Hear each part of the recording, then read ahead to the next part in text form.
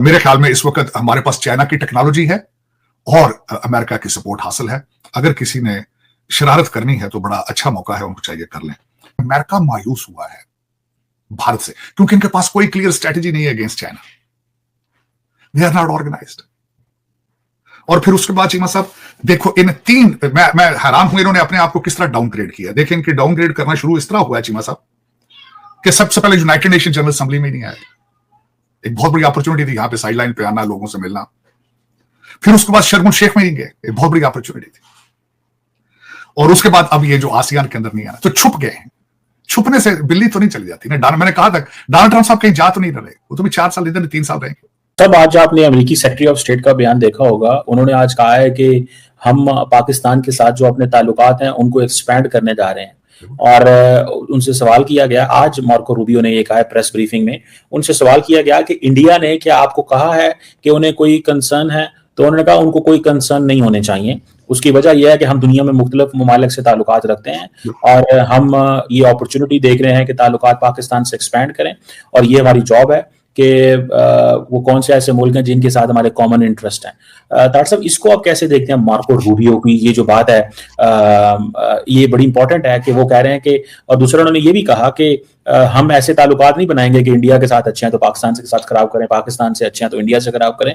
और इंडिया को भी उन्होंने कह दिया कि उनको किसी किस्म का कोई प्रॉब्लम नहीं होना चाहिए। तो ये बड़ी मेजर स्टेटमेंट है secretary of state Marco Rubio से आज। बिल्कुल चीमा साहब, इसी के साथ मैं अटैच करना चाहूंगा यहाँ पे वो जो पिछले दिनों इंडियन अमेरिकन एक पकड़ा गया है, जिसको जो कहते थे चाइना को अपने सीक्रेट दे रहा था, उसके बारे में जो मैं पढ़ रहा था कि वो मुसलसल कोशिश करता रहा है पाकिस्तान के खिलाफ अमेरिकन पाकिस्तान रिलेशनशिप खराब करने के लिए। And he was very close friend with doctor Jaishankar साहब। तो चीमा साहब, इसमें कोई शक नहीं है कि भारत, आपने देखा होगा कि माजी में कंडीशनल बनाता था, जहां जो कॉन्ट्रैक्ट साइन करता थे तो 7 कंडीशन रखते थे कि आपने पाकिस्तान से बात नहीं करनी, आपने पाकिस्तान के साथ। तो दर हकीकत ये what goes around comes around आज आ चुका है। आज दर हकीकत मैं कल 1-2 ट्वीट्स भी आई हैं, 1-2 आर्टिकल भी पढ़े भारत के अंदर से कई सीनियर जर्नलिस्टों ने, उन्होंने कहा कि अमेरिका मायूस हुआ है भारत से क्योंकि इनके पास कोई क्लियर स्ट्रेटजी नहीं है against China. They are not organized. और फिर उसके बाद चीमा साहब देखो, इन तीन मैं हैरान हूं इन्होंने अपने आप को किस तरह डाउनग्रेड किया। देखिए इनकी डाउनग्रेड करना शुरू इस तरह हुआ है चीमा साहब कि सबसे पहले यूनाइटेड नेशन जनरल असेंबली में नहीं आए। एक बहुत बड़ी अपॉर्चुनिटी थी यहां पे साइड लाइन पे आना, लोगों से मिलना। फिर उसके बाद शर्म शेख में नहीं गए, एक बहुत बड़ी अपॉर्चुनिटी थी। और उसके बाद अब ये जो आसियान के अंदर नहीं आना, तो छुप गए हैं। छुपने से बिल्ली तो नहीं चली जाती ना। मैंने कहा था डोनाल्ड ट्रंप साहब कहीं जा तो नहीं रहे, वो तो भी 4 साल इधर 3 साल रहेंगे। आप 3 साल छुप जाएंगे, आप क्या करें? ये व्हाट इज गोइंग ऑन? इस तरह लगता है जिस तरह सीज हो चुके हैं। चीमा साहब होता है ना, गड्डी का इंजन बह जाता है जिस वो टूदी रोके जाती है, वो बंदे वो खिचड़ी एक हो गया, तेल तो पानी हो जाता, टूर ही नहीं सकती ना। दिस इज सीज हो चुके, स्पीचलेस। और बल्कि मैं उस कहते हैं असल में हकीकत ये डोनाल्ड ट्रंप 2.0 में ये 1.0 को समझ नहीं पाए। डोनाल्ड ट्रंप साहब को 2.0 में ये चेक ही नहीं कर सके कि दरमियान में जो 4 साल का गैप आया था, how Donald Trump has changed his mind. China has learned it.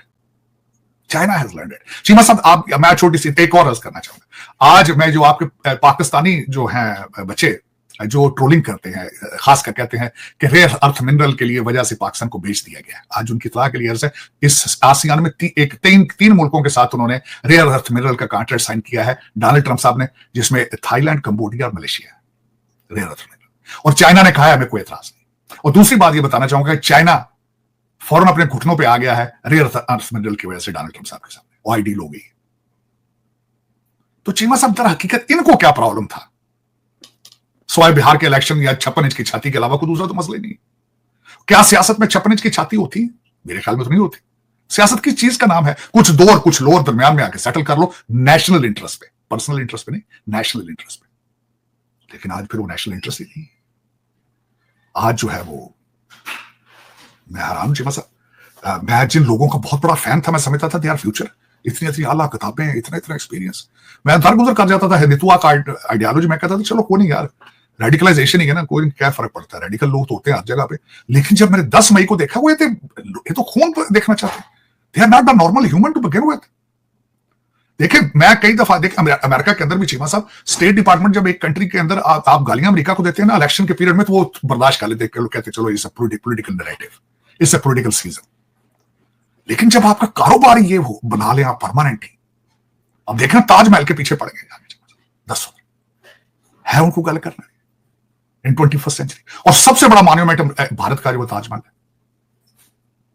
और मुसलमानों की जो वहां पे हालत है, हास्टेज बेचारे, हास्टेज कहते मुझे तरस आता है, यकीन करें आप, सुबह शाम बेचारे सारा दिन कहते रहते, कहते नहीं जी हम तो भारत से बहुत मोहब्बत है। वो कहते निकल जहां से पाकिस्तान चल, अगर तेरे को मोहब्बत नहीं है। वो अल्लाह मोहम्मद के बारे में जो मूवमेंट शुरू की गई, बताया आपको पता है आज यूपी के अंदर हलाल मीट उन्होंने बैन कर दिया। उसके बारे में आज उन्होंने, योगी साहब ने यूपी के अंदर वो चीजें, चीमा साहब किसी वक्त ये टाइम आना है, या तो इन्होंने कैंपों में उनको उठा के ले जाएंगे, या कहेंगे यहां से निकलो, या घर वापसी आओ, हिंदू बनो। पहले मारते तो हैं, जय श्री राम के मनारे तो मार मार कर लगवाते हैं हमसे। लेकिन चीमा साहब 21st सेंचुरी में ये मेरे ख्याल में this is not normal, this behaviour is not normal. बल्कि मैं, मुसलमानों की बात तो अलग है, जो हिंदू भाई कांग्रेस में है, शशि थरूर साहब को कहा गया था गो टू पाकिस्तान, वो तो कांग्रेस के, राहुल गांधी को कई दफा कहा गया go to Pakistan. This is normal behaviour, is it politics? मैं इनको तालिबान ना कहूं तो क्या कहूं, चीमा साहब इनको बताएं। This is not a normal behaviour. This is they have become dangerous for themselves. They are threat to themselves. They are threat to India. They are. लेकिन चीमा साहब ये अब इस वक्त चीमा साहब देखें ना कोई आर्टिकल लिख सकता है एक पार्टी के खिलाफ, ना कोई बोल सकता है, FIR हो जाती है, ना कोई जज है, ना कोई जर्नल है, ना कुछ। हाइब्रिड सिस्टम, खौफ। यहां पे वॉशिंगटन डीसी में लोग कोई खिलाफ बात करता है तो आगे से कहते हैं यार आपने इंडिया नहीं जाना, ये बात होती है। कहते how can you go to India, you are writing this article, you are saying this thing on India. फिर वो कहते हुए लार्जेस्ट डेमोक्रेसी, हाँ विश्व गुरु।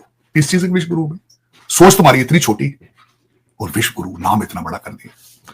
चले चीमा साहब कोई नहीं, फिर ये मेरे ख्याल में अगला महीने 2 महीने ही सेंसिटिव है, इलेक्शन जीतेंगे हारेंगे अब देखें भारत के अंदर से। लेकिन बड़ा मुश्किल है, जिस तरह कल आर्टिकल वॉशिंगटन पोस्ट में आया है, और जितना इनके पास पैसा है, राहुल गांधी तो पता नहीं उधार किसी से पैसे लेगा तो फिर इलेक्शन लड़ सकता है इनके मुकाबले में। इनका तो वन पार्टी रूल है। चीमा साहब इतना पैसा तो है ही नहीं किसी के पास। ये तो वर्ल्ड बैंक से कोई 10 बिलियन कर्जा ले तो फिर इलेक्शन लड़ सकता है इनके मुकाबले, वरना उनके पास जितना पैसा, सोर्सेज, रिसोर्सेज जो गुंडा कर दिए, वो तो चीमा साहब उसका सियासी हल है ही नहीं। क्या हाल है उसका बताएं? जो नहीं बोलता उसको उठा लेता।